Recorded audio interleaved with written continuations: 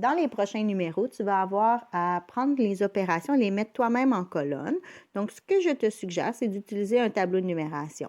Tu peux soit te le dessiner ou en utiliser un que tu as déjà à la maison.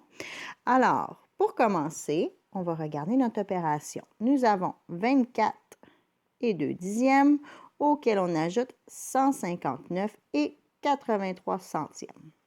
La première chose à faire, c'est de le placer dans le tableau de numération. Donc, on commence avec 24 et 2 dixièmes.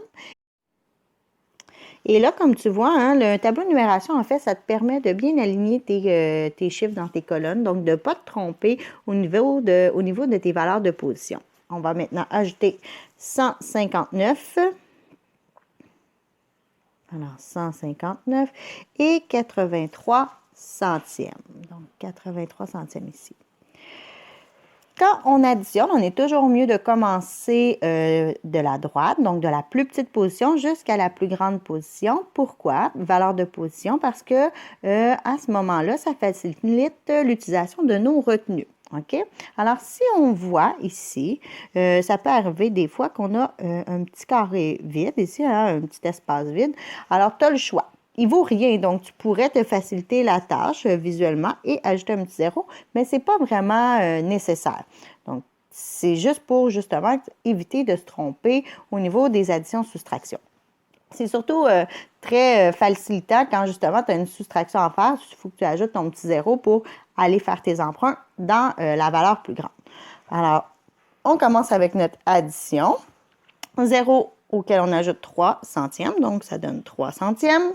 Ensuite, nous avons 2 dixièmes auquel on ajoute 8 dixièmes. Ça nous donne 10 dixièmes. Alors, 10 dixièmes, hein, on sait que ça donne un entier, donc une unité.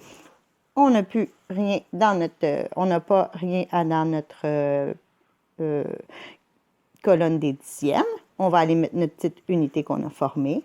Ça nous donne 1 plus 9 plus 4, donc 10 plus 4, 14. Ne pas oublier de mettre notre petite virgule. Alors, 14, nous allons donc retenir, oups, je ne sais pas pourquoi c'est, attendez un petit peu, reprendre le crayon, nous allons retenir notre dizaine ici. Alors, pas l'oublier, on a l'additionné, 5 plus 1, 6, 6 plus 2, 8. Alors, on a 8 dizaines et finalement notre centaine.